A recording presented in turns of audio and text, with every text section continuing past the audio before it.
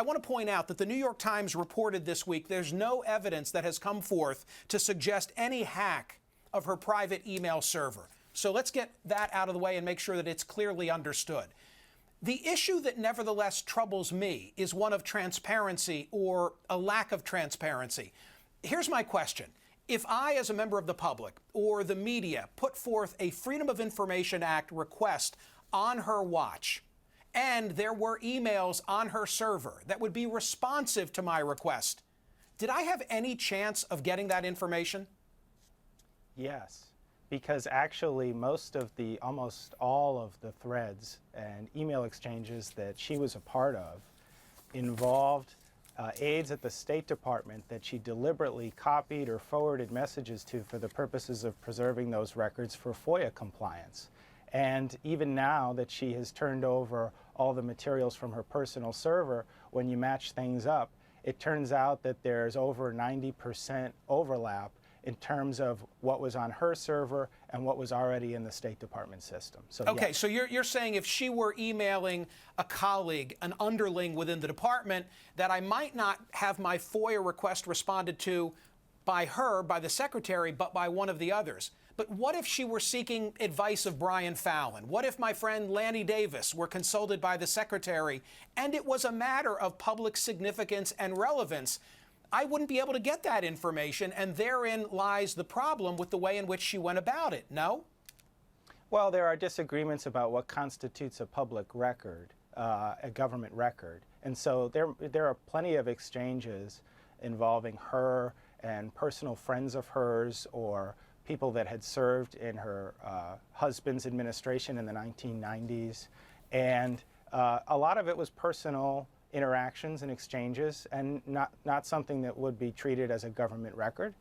But in turning things over to the State Department, she and her team made a very conscious effort to make sure that they were over-inclusive and turned over things that even a reasonable person might conclude was not a government record at all.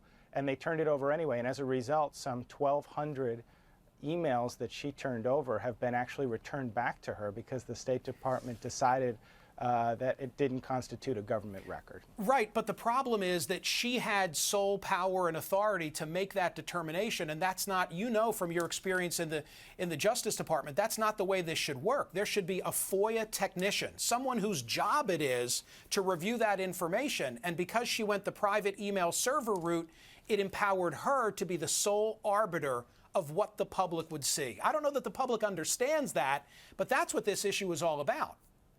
Well, like I said, Michael, we were over-inclusive, and that's been vindicated by the fact that some 1,200 emails already have been returned to her as not necessary for the purposes of responding to the FOIA request. But look, we would be the first to recognize that there's more that can be done to improve the FOIA compliance process. The State Department IG did a report a few weeks ago to that effect, and I know that Hillary Clinton herself, during her time there, sought to improve the department's compliance policies to ensure that the department was operating in as transparent a manner as possible. And with respect to the recommendations that got made in the report several weeks ago, I know that John Kerry, Secretary Clinton's successor, is implementing many of those reforms now. So we can always do better. It's a constantly evolving process to try to improve FOIA compliance. I want to switch gears. Let's talk about the Republican race. Are you looking at it and saying, this is great, give us Donald Trump? Or are you saying, oh, my God, we don't want to open up that can of worms? We're really focused on our primary contest. I know that Jeff Weaver is going to be on after me, and Senator Sanders is going to be in this for a while. He said that. And so today we have 3 contests playing out. Our goal going into today is to win more delegates than Senator Sanders. I know that they're going into today thinking that they're favored in 2 of the caucus states. We feel very strong about the Louisiana primary. But we're going to be contesting all 3 of the states, and our goal is to amass as many delegates as possible and build the lead that we already have. There'll be plenty of time to look ahead to a general election once we get closer to the nomination. And when we do, I think that the stakes are so high that Democrats will rally around our nominee, and the prospect of a Donald Trump candidacy on the Republican side will only further motivate Democrats to turn out next November. I hear you, and I know you're focused on today, but the Times had a great story earlier this week where they talked to Clinton staffers about the way in which this war will be waged. Here's part of what the story said.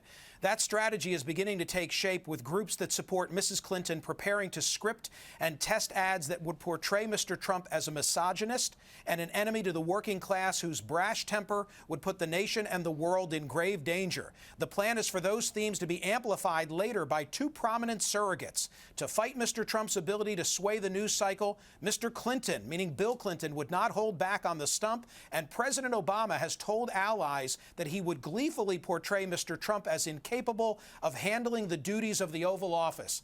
Is that the plan? A 1-2 punch of Bill and Barack?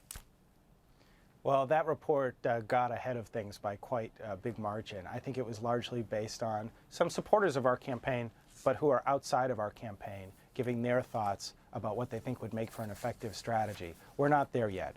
But when we do get closer to clinching the nomination on the Democratic side, we will start to plan how we want to run a general election campaign.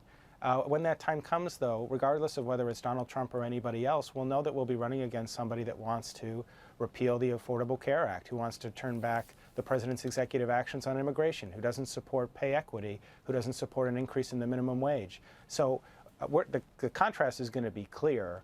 Donald Trump certainly presents more of an unconventional candidacy, and so he can't be dismissed for that reason. But fundamentally, the contrast will be clear between the Democratic nominee and the Republican nominee, whoever emerges on the other side.